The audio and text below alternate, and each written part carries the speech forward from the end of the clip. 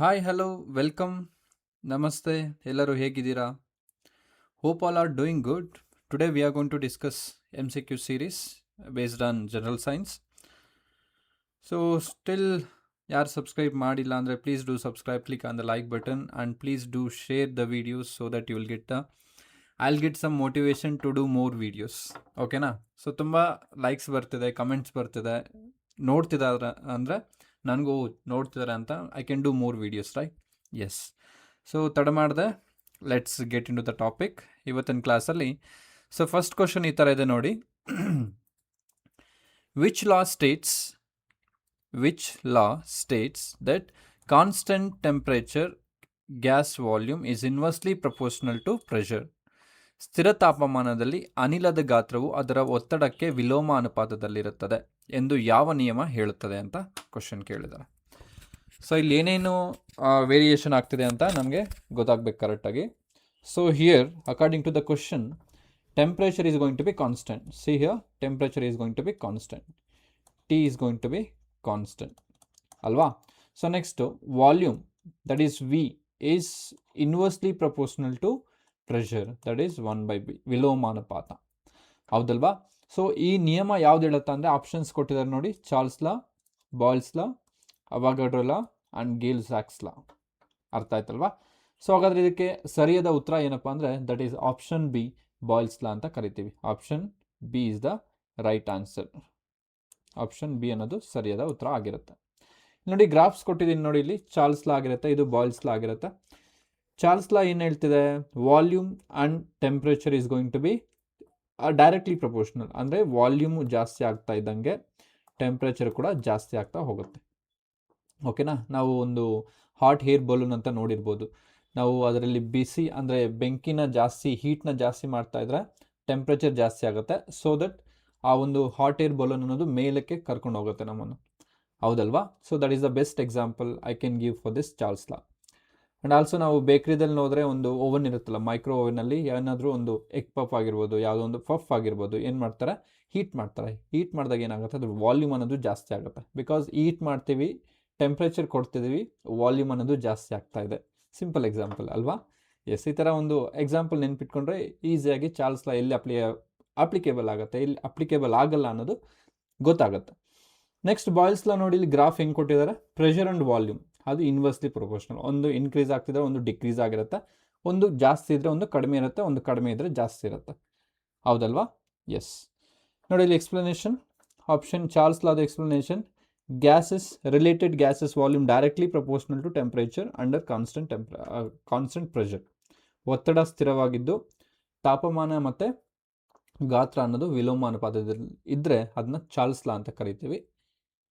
Next Boyle's law ಕೊಟ್ಟಿದ್ದಾರೆ, it shows the squeezing a gas into less space spikes pressure. That is pressure is inversely proportional to volume. More the pressure, less will be the volume. Less the pressure, more will be the volume. Understood? Yes. So next ನೋಡಿ, ಇಲ್ಲಿ links gas volume directly to total molecular count. ಈ ಒಂದು ಅವಗಾಡ್ರೋ number ಎಲ್ಲ ಎಲ್ಲಿ discuss ಮಾಡ್ತೀವಿ? Molecular ಲೆವೆಲಲ್ಲಿ ನಾವು discuss ಮಾಡುವಾಗ ಅದನ್ನ ಡಿಸ್ಕಸ್ ಮಾಡ್ತೀವಿ. ಯಾವುದು? ಅವಗಾಡ್ರೋ ಲಾ. ನೆಕ್ಸ್ಟ್ ಗೇಲ್-ಸಾಕ್ಸ್ ಲಾ ಅಂತ ಕರಿತೀವಿ. Explain direct links between the internal gas pressure and changing temperature. So ಇದೆಲ್ಲ ನಿಮಗೆ ಬೇಕಾಗಿಲ್ಲ, ಜಸ್ಟ್ ನೀವು ಚಾರ್ಲ್ಸ್ ಲಾ ಮತ್ತು ಬಾಯ್ಲ್ಸ್ ಲಾ ಜಸ್ಟ್ ತಿಳ್ಕೊಂಡಿರಿ, ಇಂಪಾರ್ಟೆಂಟ್. ಅದ್ರ ಎಕ್ಸಾಂಪಲ್ಸ್ ಕೂಡ important. Application, daily based applications ಎಲ್ಲಿ ನೋಡ್ತೀವಿ? ಚಾರ್ಲ್ಸ್ ಲಾನ ಎಲ್ಲಿ ನೋಡ್ತೀವಿ? ಬಾಯ್ಲ್ಸ್ ಲಾನ ಎಲ್ಲಿ ನೋಡ್ತೀವಿ? ಇಂಪಾರ್ಟೆಂಟ್ ಆಗಿರುತ್ತೆ. ಹೌದಲ್ವಾ? S.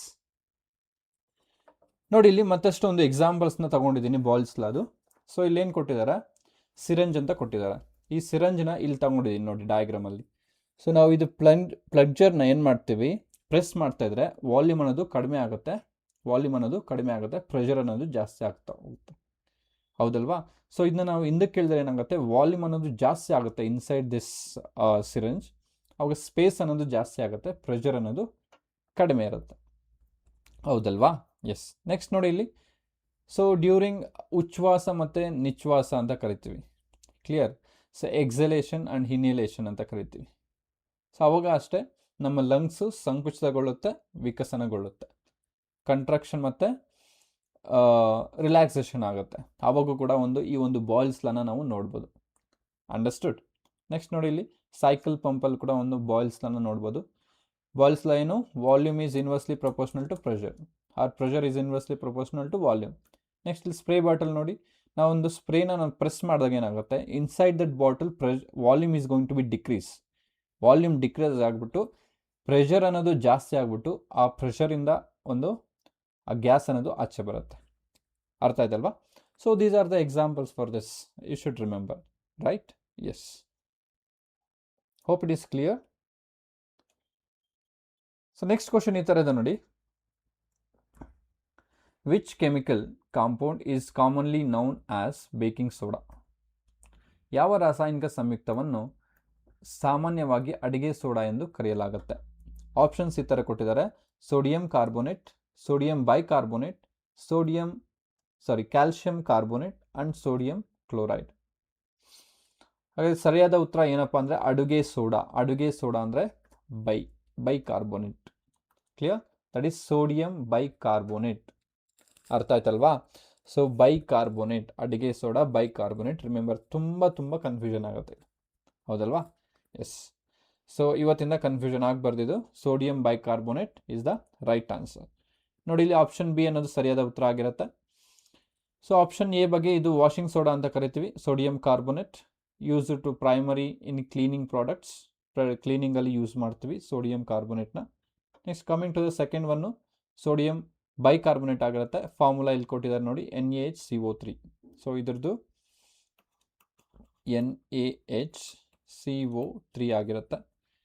Next limestone or chalk ಅಂತ ಕರಿತೀವಿ ಇದಕ್ಕೆ. Found heavily in eggshell and rocks. Eggshell ಮತ್ತು ರಾಕ್ಸಲ್ಲಿ ಇದನ್ನ ನೋಡ್ಬೋದು ನಾವು ಹೆಚ್ಚಿಗೆ.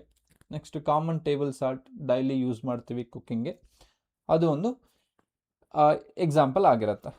ಸೊ ನೆಕ್ಸ್ಟ್ ನಾವೊಂದು ಇದನ್ನು ನೋಡೋಕ್ಕೆ ಹೋದರೆ ನೋಡಿ, ಇಲ್ಲಿ ನೇಮ್ ಆ್ಯಂಡ್ ಕೆಮಿಕಲ್ ಫಾರ್ಮುಲಾ ಕೊಟ್ಟಿದ್ದಾರೆ. Sodium chloride NaCl, magnesium sulphate MgSO4, potassium iodide Ki, sodium iodide ಅಂದರೆ Ni ಬರುತ್ತೆ, copper sulphate CuSO4, calcium chloride CaCl2, potassium permanganate KMnO4, sodium acetate CH3COONa, calcium acetate CH3COO twice Ca, sodium nitrate NaNO3, potassium nitrate KNO3, aluminum nitrate AlNO3 thrice.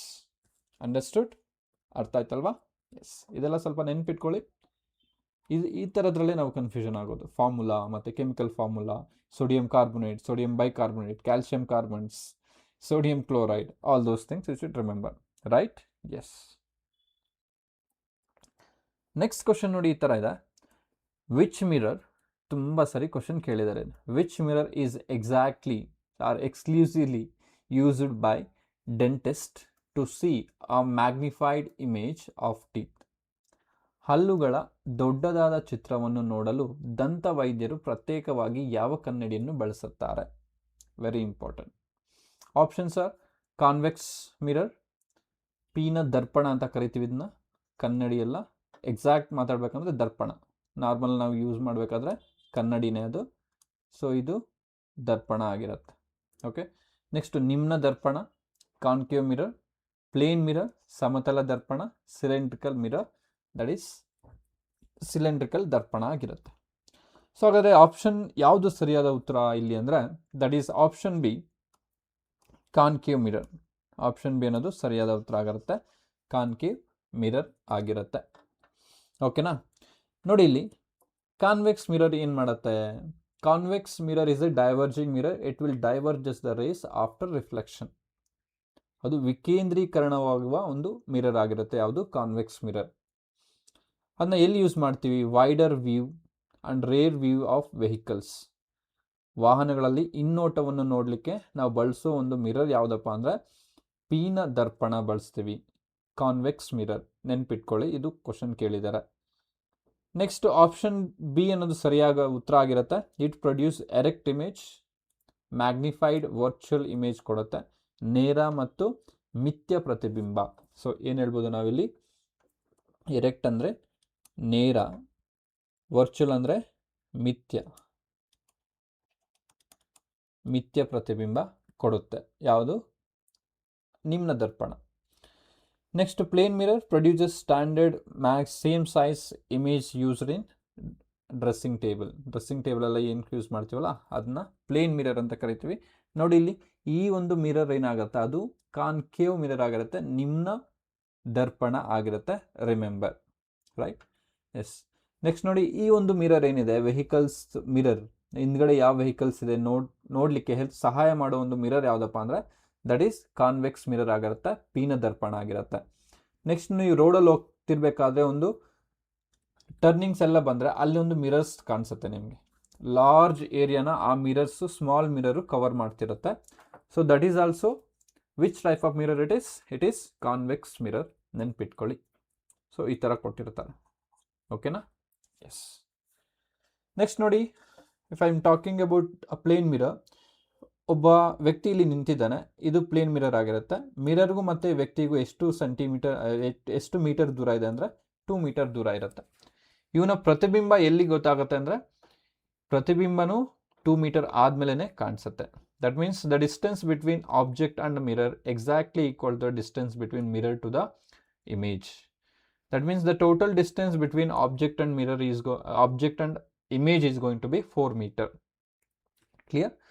ಮತ್ತೇನಾಗಿರುತ್ತೆ, image laterally inverted ಆಗಿರುತ್ತೆ. ಎಡ ಅನ್ನೋದು ಬಲ ಆಗಿರುತ್ತೆ, ಬಲ ಅನ್ನೋದು ಎಡ ಆಗಿರುತ್ತೆ. ಕ್ಲಿಯರ್? ಸೊ ನಾವು ಏನು ಹೇಳ್ಬೋದು, ಲ್ಯಾಟ್ರಲಿ ಇನ್ವರ್ಟೆಡ್.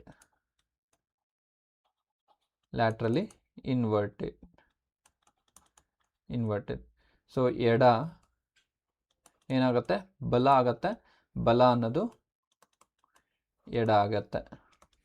ಓಕೆನಾ? Next, object size and image size is going to be same. ಇಲ್ಲಿ ಎಷ್ಟು ಹೈಟ್ ಇರ್ತಾನೋ ಅಲ್ಲೂ ಅಷ್ಟೇ ಹೈಟ್ ಇರ್ತಾನೆ, ಇಲ್ಲಿ ಎಷ್ಟು ದಪ್ಪ ಇರ್ತಾನೋ ಅಲ್ಲೂ ಕೂಡ ಅಷ್ಟೇ ದಪ್ಪ ಇರ್ತಾನೆ when we stand in front of plane mirror. ಅರ್ಥ ಆಯ್ತಲ್ವಾ? ಎಸ್. ಸೊ ಇನ್ನೊಂದು ನಾವು ಇಲ್ಲೂ ಕ್ವಶನ್ ಕೇಳೋದೇನಪ್ಪ ಅಂದರೆ, when we stand between 2 plane mirrors then how many images will form. ಯಾವುದೇ ಒಂದು ವಸ್ತುವನ್ನು, ಇಲ್ಲೊಂದು ಪ್ಲೇನ್ ಮಿರರ್ ಇದೆ, ಇಲ್ಲೊಂದು ಪ್ಲೇನ್ ಮಿರರ್ ಇದೆ, ಇಲ್ಲೂ ನಾವು ಒಬ್ಬ ವ್ಯಕ್ತಿ ಅಥವಾ ಯಾವುದೋ ಒಂದು ವಸ್ತುವನ್ನು ಇಡ್ತಿದ್ದೀವಿ. ಎಷ್ಟು ಪ್ರತಿಬಿಂಬಗಳು ಫಾರ್ಮೇಷನ್ ಆಗುತ್ತೆ ಅಂದರೆ ಎಷ್ಟಾಗುತ್ತೆ? ಇನ್ಫಿನಿಟಿ, ಅಂದರೆ ಅನಂತ ಅಂದರೆ infinite images will form. Clear? ನಾವು ಕಟಿಂಗ್ ಶಾಪ್ಗೆ ಹೋದಾಗೆಲ್ಲ ನೋಡ್ಬೋದು, ನಮ್ಮ ಒಂದು ತಲೆಗಳು ಯಾವ ಥರ ಇರುತ್ತೆ, so many heads, right? So that is what we are called as when we place object between 2 plane mirrors infinite images will form. That is ಅನಂತ ಒಂದು ಪ್ರತಿಬಿಂಬಗಳು ಫಾರ್ಮೇಷನ್ ಆಗುತ್ತೆ, ನೆನ್ಪಿಟ್ಕೊಳ್ಳಿ, ರೈಟ್? ಎಸ್. ನೆಕ್ಸ್ಟ್ ಕ್ವಶನ್ ನೋಡಿ ಇಲ್ಲಿ, which human organ is primarily responsible for purifying blood by filtering out urea and excess salt? Urea ಮತ್ತು ಹೆಚ್ಚುವರಿ ಲವಣಗಳನ್ನು ಸೋಸುವ ಮೂಲಕ ರಕ್ತವನ್ನು ಶುದ್ಧೀಕರಿಸಲು ಯಾವ ಮಾನವ ಅಂಗವು ಪ್ರಮುಖ ಕಾರಣವಾಗಿರುತ್ತೆ? Very important, right? ಯೂರಿಯಾ ಮತ್ತು ಹೆಚ್ಚುವರಿ ಲವಣಗಳು, ಯೂರಿಯಾ ಆ್ಯಂಡ್ ಎಕ್ಸೆಸ್ ಸಾಲ್ಟ್ನ ಪ್ಯೂರಿಫೈ ಮಾಡೋದು ಯಾವುದಪ್ಪ ಅಂದರೆ, ರಕ್ತವನ್ನು ಶುದ್ಧೀಕರಿಸಲು ಯಾವುದನ್ನ ಬಳಸ್ತಾರೆ ಅಂದರೆ, ಯಾವುದು ಅಂಗ ಯೂಸ್ಫುಲ್ ಆಗುತ್ತೆ ಅಂದರೆ, ದಟ್ ಈಸ್ ಆಪ್ಷನ್ಸ್ ಈ ಥರ ಕೊಟ್ಟಿದ್ದಾರೆ. ಲಿವರ್ ದಟ್ ಈಸ್ ಯಕೃತ್, ಮೂತ್ರಪಿಂಡ ಕಿಡ್ನಿ, ಸ್ಲೀನ್ ಅಂತ ಕರಿತೀವಿ, ಇದು ಪ್ಲೀಹ ಅಲ್ಲ, ಸ್ಲೀನ್ ಅಂತ ಕರಿತೀವಿ, ಸ್ಪ್ಲೀನ್ ಅಂತ ಕರಿತೀವಿ. ನೆಕ್ಸ್ಟ್ ನೋಡಿ, ಇಲ್ಲಿ ಹೃದಯ ಕೊಟ್ಟಿದ್ದಾರೆ.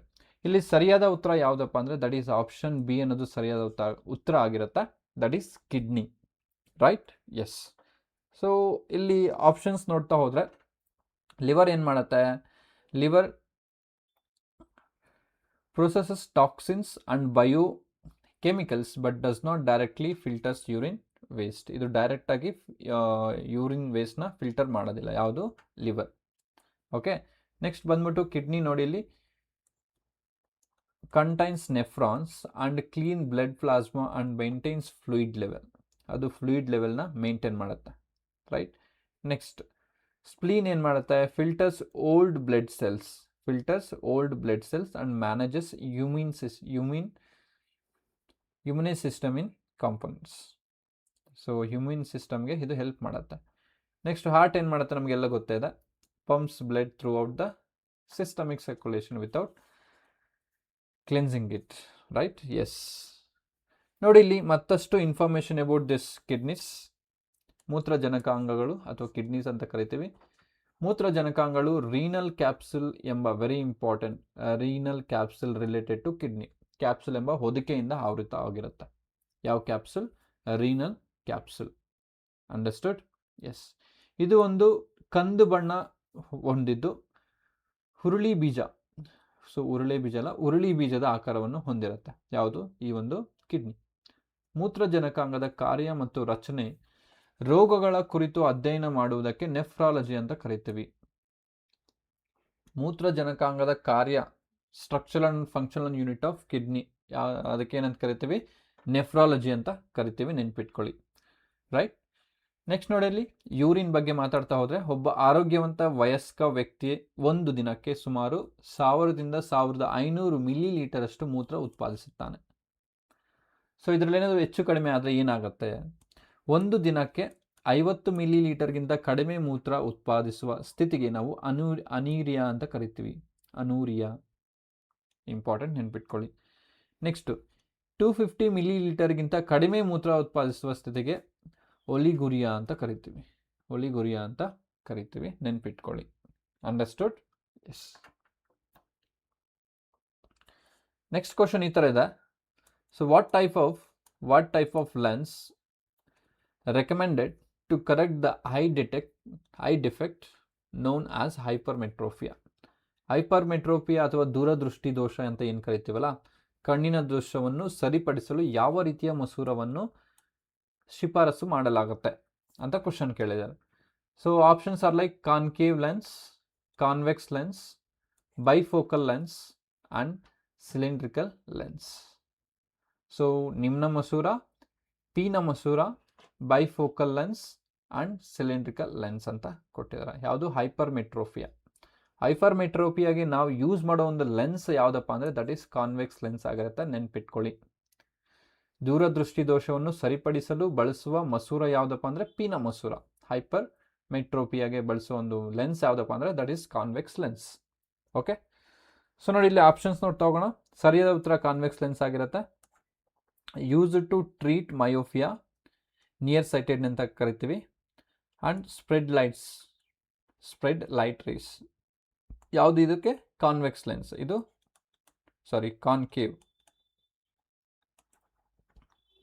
Concave lens. ಮಯೋಫಿಯಾನ ಟ್ರೀಟ್ ಮಾಡೋದು ಯಾವುದಪ್ಪ ಅಂದರೆ that is concave lens. Second option ಬಂದು ಸರಿಯಾದ ಉತ್ತರ ಆಗಿರುತ್ತೆ.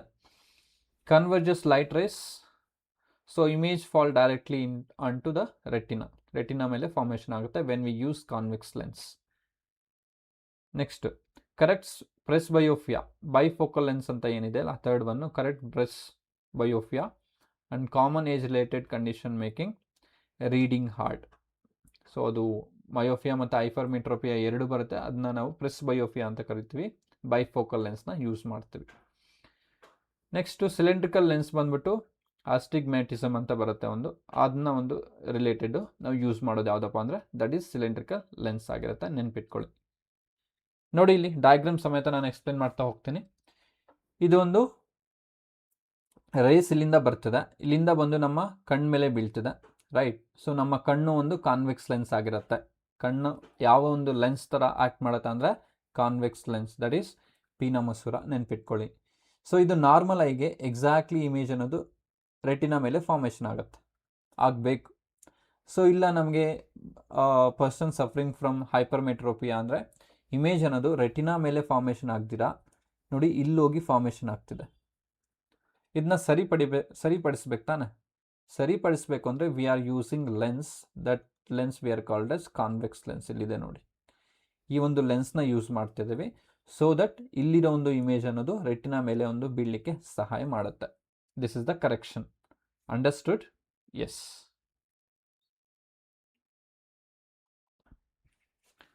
ನೆಕ್ಸ್ಟ್ ಕ್ವಶನ್ ಈ ಥರ ಇದೆ ನೋಡಿ. What gas is liberates when a metal reacts with dilute acid? ಲೋಹವು ದುರ್ಬಲ ಆಮ್ಲದೊಂದಿಗೆ ವರ್ತಿಸಿದಾಗ ಯಾವ ಅನಿಲ ಬಿಡುಗಡೆ ಆಗುತ್ತೆ? Options are like this: oxygen, carbon dioxide, hydrogen and nitrogen. So ಇದೆಲ್ಲ ತುಂಬ ಸರಿ ಕ್ವಶನ್ ಕೇಳಿದ್ದಾರೆ. ಸೊ ಯಾವುದೇ ಒಂದು ಲೋಹವು ದುರ್ಬಲ ಆಮ್ಲದೊಂದಿಗೆ ವರ್ತಿಸಿದಾಗ ಹೈಡ್ರೋಜನ್ ಅಥವಾ ಜಲಜನಕ ಅಂತ ಕರಿತೀವಿ. ಸೊ ಏನು ಕರಿತೀವಿ? ಹೈಡ್ರೋಜನ್ ಆರ್ ಜಲಜನಕ. ಜಲಜನಕವು ರಿಲೀಸ್ ಆಗುತ್ತೆ, ಬಿಡುಗಡೆ ಆಗುತ್ತೆ. ಸೊ ಇದು ಎಕ್ಸ್ಪೆರಿಮೆಂಟ್ ಮುಖಾಂತರ ಕೂಡ ನಾವು ಹೇಳ್ಬೋದು. ನಿಮ್ಮ ಹೈಸ್ಕೂಲ್ ಟೆಕ್ಸ್ಟ್ ಬುಕ್ಕಲ್ಲೇ ಇದೆ. So whenever there is hydrogen release, ಅವಾಗ ಏನು ಗೊತ್ತಾಗುತ್ತೆ ನಮಗೆ? ಪಾಪ್ ಸೌಂಡ್ ಬರುತ್ತೆ, ಪಟ್ ಪಟ್ ಪಟ್ ಅಂತ ಸೌಂಡ್ ಬರುತ್ತೆ. So that indicates hydrogen is releasing. Next ನೋಡಿ ಇಲ್ಲಿ ಫಸ್ಟ್ ಆಪ್ಷನ್ ಬಗ್ಗೆ ಸಪೋರ್ಟ್ಸ್ ಕಂಬರ್ಷನ್. ಆಕ್ಸಿಜನ್ ಬಗ್ಗೆ ಹೇಳ್ತಿದ್ದಾರೆ, ಆಮ್ಲಜನಕ ಬಗ್ಗೆ. Supports combustion but not displaced by simple metal from acid. Second, carbon dioxide ಬಗ್ಗೆ ಹೇಳ್ತಿದ್ದಾರೆ, produced when acid its carbonates, not raw material, not raw metals. Next hydrogen ಬಗ್ಗೆ, displaces hydrogen ion from gas which ignites the characteristics of pop sound. Pop sound ಅನ್ನೋದು ಬರುತ್ತೆ. Next nitrogen ಅನ್ನೋದು ಒಂದು ಜಡ ಅನಿಲ ಆಗಿರುತ್ತೆ, ಇನರ್ಟ್ ಗ್ಯಾಸ್ ಆಗಿರುತ್ತೆ, does not actively form from common reactive acid displacement. So nitrogen ಅನ್ನೋದು ಒಂದು ಜಡ ಅನಿಲವಾಗಿರುತ್ತೆ, ಇನರ್ಟ್ ಗ್ಯಾಸ್ ಆಗಿರುತ್ತೆ. ನೋಡಿ ಇಲ್ಲಿ ರಿಯಾಕ್ಷನ್ನ ಇಲ್ಲಿ ಕೊಟ್ಟಿದ್ದೀನಿ. Reaction of acid with metals, ZnS plus H2SO4. Acid ZnS ಅನ್ನೋದು ಒಂದು ಆಸಿಡ್, ಇದು ಒಂದು ಆಸಿಡ್ ಆಗಿರುತ್ತೆ. ಸೊ ಇದು ರಿವರ್ಸ್ ಮಾಡ್ಕೊಳ್ಳಿ.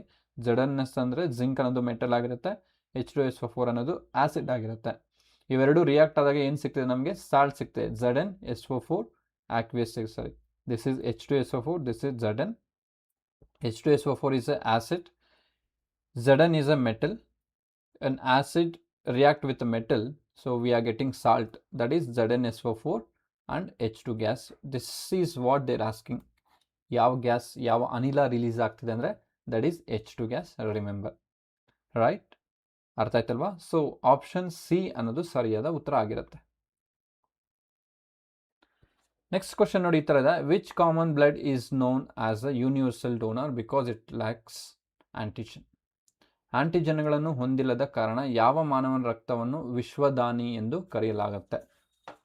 ರೈಟ್, ನಾವು ಆಲ್ರೆಡಿ ಇದನ್ನ ಡಿಸ್ಕಸ್ ಮಾಡಿದ್ದೀವಿ ಪ್ರೀವಿಯಸ್ ಕ್ಲಾಸಲ್ಲಿ ಕೂಡ. So options are AB positive, O negative, A positive, B negative. So ಸರಿಯಾದ ಉತ್ತರ ಬಂದ್ಬಿಟ್ಟು O ನೆಗೆಟಿವ್ ಆಗಿರುತ್ತೆ, universal donor. Right? Yes, remember, ನೆನ್ಪಿಟ್ಕೊಳ್ಳಿ. ಯೂನಿವರ್ಸಲ್ ಡೋನಾರ್ ಯಾವುದಪ್ಪ ಅಂದರೆ ದಟ್ ಈಸ್ O ನೆಗೆಟಿವ್. ನೆನ್ಪಿಟ್ಕೊಳ್ಳಿ. ಜಸ್ಟ್ O ಇದ್ದರೆ just go with O, or O negative, O positive ಎರಡೂ ಇದ್ದಾಗ just go with O negative. Right? Yes. Next ನೋಡಿ question ಈ ಥರ ಇದೆ: what is the functional SI unit of electrical resistance.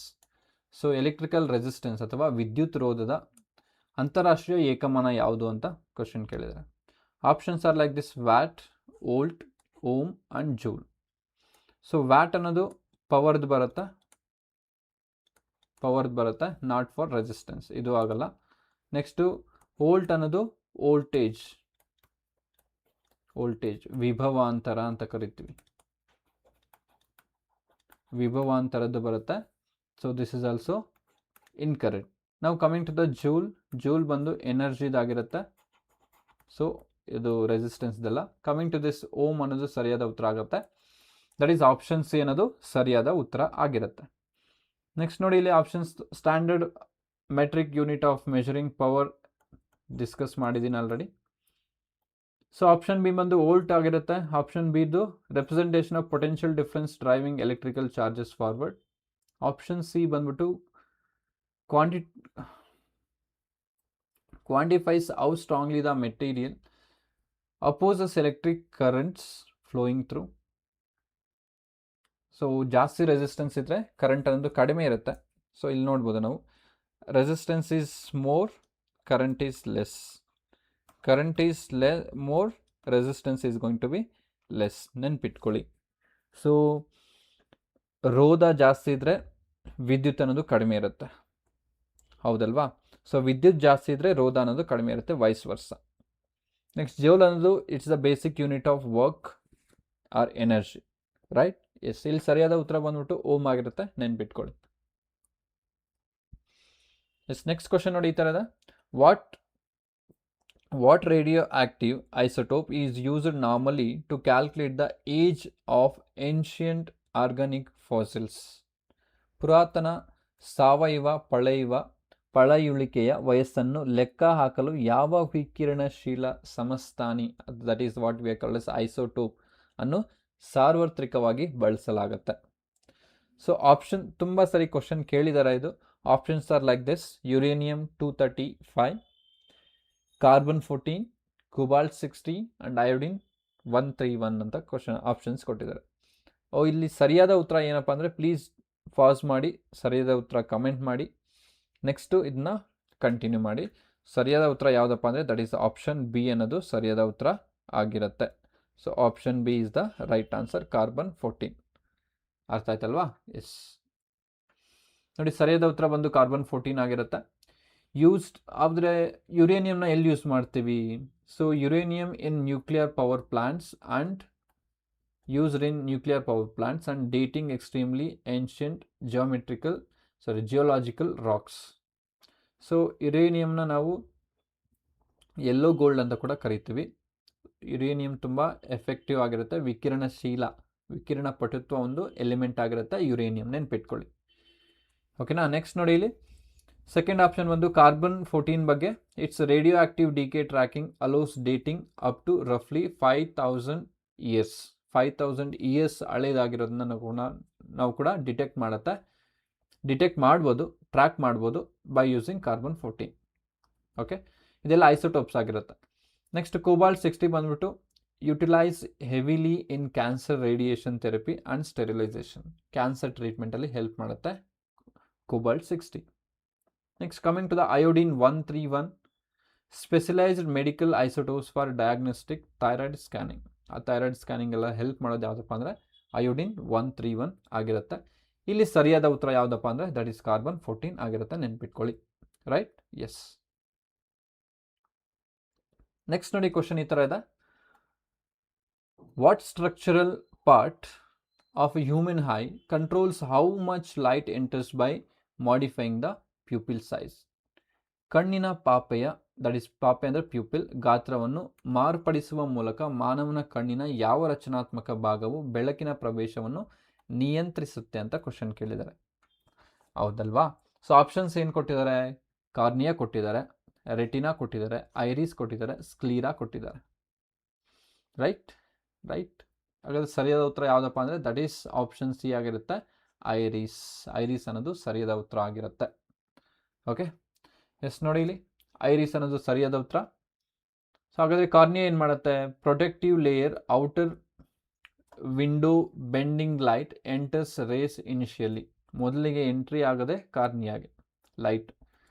So retina ಏನು ಮಾಡುತ್ತೆ? Back wall structure housing photoreceptors ಇರುತ್ತೆ, ಅಲ್ಲಿ ಇಮೇಜ್ ಅನ್ನೋದು ಫಾರ್ಮೇಷನ್ ಆಗುತ್ತೆ ರೆಟಿನಾ ಮೇಲೆ, converting light into brain signals. So ಆ ಒಂದು ಲೈಟ್ ಸಿಗ್ನಲ್ ಏನು ಹೋಗಿರುತ್ತೆ ಅದಕ್ಕೆ ಬ್ರೈನ್ ಸಿಗ್ನಲ್ಸ್ ಆಗಿ ಕನ್ವರ್ಟ್ ಮಾಡಿ ನಮ್ಮ ಬ್ರೈನ್ಗೆ ಕಳಿಸುತ್ತೆ ಡಿಟೆಕ್ಟ್ ಮಾಡಲಿಕ್ಕೆ. ರೈಟ್? ಎಸ್. ನೆಕ್ಸ್ಟ್ ಐರಿಸ್ ನೋಡಿ, coloured muscle ring adjusted diameter openings automatically based on brightness. ತುಂಬ ಬೆಳಕಿದ್ರೆ ಏನಾಗುತ್ತೆ? ಆ ಒಂದು ಐರಿಸ್ ಅನ್ನೋದು ಕಡಿಮೆ ಓಪನ್ ಮಾಡಲಿಕ್ಕೆ ಹೆಲ್ಪ್ ಮಾಡುತ್ತೆ. ತುಂಬ ನೋಡಲಿಕ್ಕೆ ಆಗ್ತಿಲ್ಲ, ತುಂಬ ಡಾರ್ಕ್ ಇದೆ ಅಂದರೆ ನಾವು ತುಂಬ ಕಣ್ಣನ್ನ ಅಗಲ ಮಾಡಿ ನೋಡಬೇಕಲ್ವಾ? ಸೊ ಆವಾಗ ಅದು ಕಣ್ಣನ್ನ ದೊಡ್ಡದಾಗಿ ಮಾಡಲಿಕ್ಕೆ ಹೆಲ್ಪ್ ಮಾಡುತ್ತೆ ಯಾವುದು? ಐರಿಸ್. ಸೊ ಈ ಡಯಾಗ್ರಾಮಲ್ಲಿ ನೋಡ್ಬೋದು ನೀವು. ಸೊ ಐರಿಸ್ ಅನ್ನೋದು ಇಲ್ಲಿದೆ, ಸೊ ಇಲ್ಲಿ ಗೊತ್ತಾಗುತ್ತೆ ನಮಗೆ, ಕ್ಲಿಯರ್? ಸೊ ಅದು ಹೆಲ್ಪ್ ಮಾಡ್ತಾ ಇರುತ್ತೆ ಲೈಟ್ ಎಷ್ಟು ಹೋಗಬೇಕು ಅಂತ ಹೇಳ್ಬಿಟ್ಟು. ನೆಕ್ಸ್ಟ್ ಸ್ಕ್ಲೀರಾ ಏನು ಮಾಡುತ್ತೆ? Tough opaque white protective coat structure the eyeball shape ಮಾಡಲಿಕ್ಕೆ ಒಂದು ಹೆಲ್ಪ್ ಮಾಡೋದು ಯಾವುದಪ್ಪ ಅಂದರೆ ದಟ್ ಈಸ್ ಸ್ಕ್ಲೀರಾ ಅಂತ ಕರೀತೀವಿ. ಅರ್ಥ ಆಯ್ತಲ್ವಾ? ಎಸ್.